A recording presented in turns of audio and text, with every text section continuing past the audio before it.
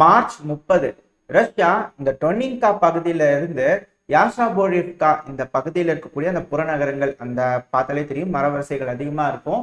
இந்த பகுதிகளில் அதிகமான டேங்கை களமிறக்கி இருக்கிறாங்க. அதுவும் இந்த ரஷ்யா உக்ரைன் பிரச்சனை ஆரம்பிச்சதுல இருந்து இப்பதான் இது போல ஒரு லார்ஜஸ்ட் டேங்க் பேட்டில் நடந்திருக்கு அப்படிங்கிறது சொல்லப்பட்டு வருது. இந்த டொனின்காவோட புறநகரத்துல வந்து பாத்தீங்கன்னா சமதளம் தான், அது மட்டும் இல்லாம மரவரிசைகளா இருக்கு. ஒரே பெச்சா இதில் அழுத்தினா மட்டும்தான் ரஷ்ய வீரர்களோட இழப்புகள் கம்மியா இருக்கும், முன்னேறதுக்கு கொஞ்சம் ஈஸியா இருக்கும் அப்படிங்கிறதுக்காக தான் ரஷ்யா இது போல அடிச்சிருக்காங்க அப்படிங்கிறது போல சில சோர்சஸ் சொல்லிட்டு இருக்காங்க. அதுவும் உக்ரைன் தரப்புல என்ன சொல்றாங்கன்னா, இது போல லார்ஜஸ்ட் டேங்க் பேட்டில் வந்து இந்த இடத்துல நடந்துச்சு, ரஷ்யா களமிறக்கி விட்டுருந்தாங்க, அதை நாங்க ரிப்பல் பண்ணிட்டோம் அப்படிங்கிறது போல உக்ரைன் தரப்புல சொல்றாங்க. அதுவும் பாத்துக்கோங்க எத்தனை டேங்குகள் அப்படின்னா மொத்தம் 36 டேங்க் 12 ஆர்மர்டு வெஹிக்கல்ஸ் அப்படிங்கிறத சொல்லுது. அப்ப ஏகப்பட்ட இன்ஃபேண்ட்ரிஸ் அந்த இடத்துல இருந்திருப்பாங்க. ஸோ ஒரே புஷ் பண்ணி இருந்திருக்காங்க.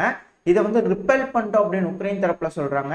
ரஷ்ய வீரர்களுக்கு அங்க ஆர்மர்டு இன்ஃபேண்ட்ரியில இறப்புகள் ஏற்பட்டிருக்கு. அதுவும் 1/3, அதாவது 1/3 வந்து நாங்க தாக்கி அழிச்சோம் அப்படின்னு உக்ரைன் தரப்புல சொல்றாங்க.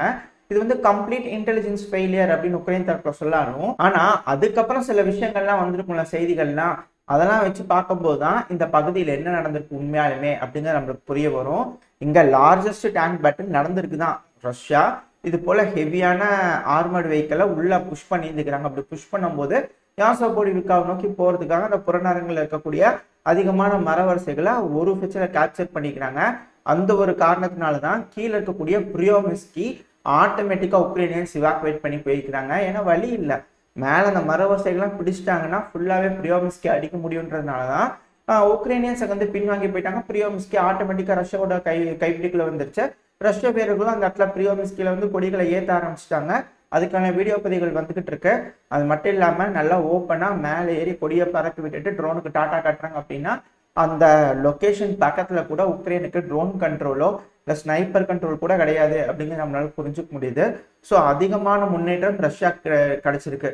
ஆனா இதுல உக்ரைனுக்கு வெற்றி, ரஷ்யாவுக்கு தோல்வி அப்படிங்கிறது சொல்றாங்க. இதுல யார் எதை மெஷர் பண்றாங்களோ அதை பொறுத்து தான் வெற்றி தோல்வி இருக்கு. உக்ரைனை பொறுத்த வரைக்கும் ரஷ்யாவுக்கு அதிகமான பொருட்செலவை ஏற்படுத்தணும். இப்போ எப்படி இஸ்ரேல் காசா பிரச்சனையில இஸ்ரேலுக்கு அதிகமான பொருள் சேதத்தை ஏற்படுத்திக்கிட்டே இருந்தா ஒரு கட்டத்துக்கு மேல இஸ்ரேலே திவாலாயிரும், அதுக்கப்புறம் போர் செய்ய முடியாது அப்படிங்கிறது போல சூழல் வருது.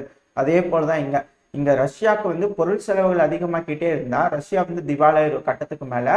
ஏன்னா ஏகப்பட்ட சாங்ஷன் எல்லாம் போட்டிருக்காங்க, ரஷ்யா மேல எதுவும் செய்ய முடியலன்னா பேச்சுவார்த்தைக்கு வருவாங்க அப்படிங்கிறத சொல்லப்பட்டுவாது. இதுதான் உக்ரைனை பொறுத்த வரைக்கும் இருக்கக்கூடிய விஷயம். ஸோ இந்த இடத்துல அவங்க சொல்ற மாதிரி 1/3 டேங்குகளை தாக்கி அழிச்சிருப்பாங்க அப்படின்ற ஒரு கேள்வி இருக்கு. பட் இருந்தாலும் டேங்குகளோட இழப்புகள் ரஷ்யா தரப்புல இருக்கு.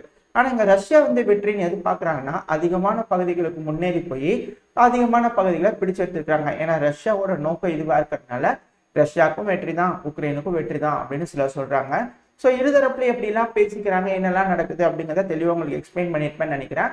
இது போல பல தகவல்கள் இந்த பதிவுல இருக்க போது அனைவருக்கும் வணக்கம். நான் உங்க செந்தில், இது உங்க செந்தில் டிஃபென்ஸ்.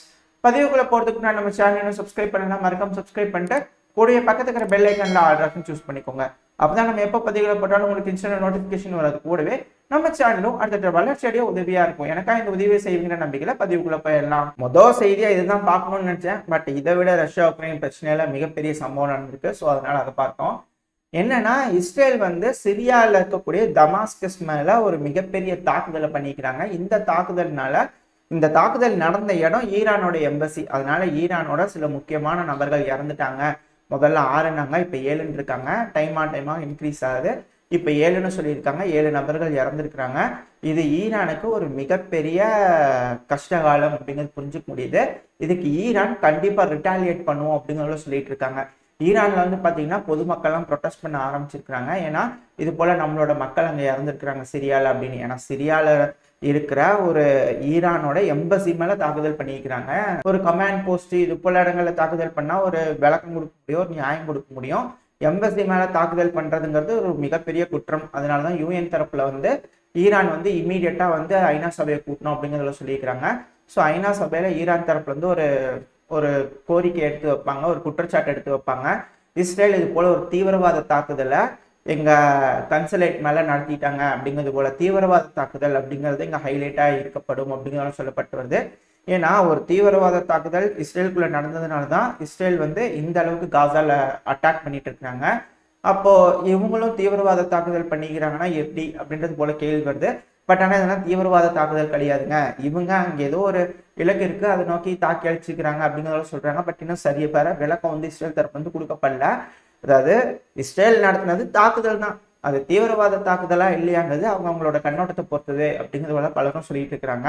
என்ன இருந்தாலும் இப்ப ஐநா சபையில் உட்காந்து பேசும்போது என்ன முடிவுகள் வரும் அப்படிங்கிறத பொறுத்து தான் பார்க்கணும். ஏன்னா இது ஒரு மிகப்பெரிய எஸ்கலேஷன். இதுக்கு கண்டிப்பா ஈரான் ரிட்டாலியேட் பண்ணியே தீருவேன் அப்படிங்கிறத சொல்லிக்கிறாங்க. பண்ணி தான் தீரணும்.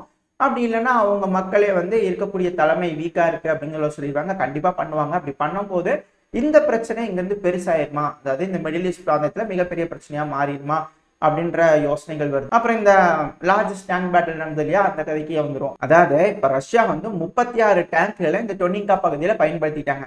அப்படி இருக்கும்போது இது இழப்புகள் ரஷ்யாவுக்கு இருக்கு, வந்து ஃபெயிலியர் அப்படி இப்படின்னு பலரும் சொல்லிட்டு இருந்தாலும், பட் ரஷ்யாவில் இருக்கக்கூடிய சில அனலிஸ்ட் என்ன சொல்றாங்கன்னா, ரஷ்யா செக் பண்ணி பார்த்துட்டு இருக்காங்க.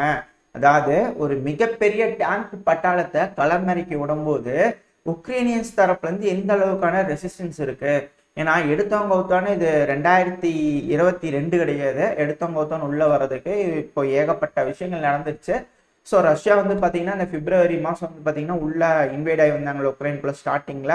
அப்படி உள்ள வரும்போது எந்த மாதிரி வழிகள்லாம் உள்ள வந்தாங்க, அது போல ஒரு ஆர்மட் காலமும் உள்ள இறக்க முடியுமா, அப்படி இறக்குனாங்கன்னா எவ்வளவு குயிக்கா உக்ரைனியன்ஸ் வந்து ரியாக்ட் பண்ணுவாங்க, அப்படி ரியாக்ட் பண்ணாங்கன்னா என்ன மாதிரியான இழப்புகள் ஏற்படும் அப்படிங்கிறத கால்குலேட் பண்றதுக்காக ரஷ்யா இந்த இடத்துல வந்து ஒரு டெஸ்ட் பேட்டிலா வச்சிருந்துருக்காங்க. அதுல வந்து ரஷ்யாவுக்கு முன்னேற்றம் கிடைச்சிருக்கு, பட் இழப்புகள் இருக்கு.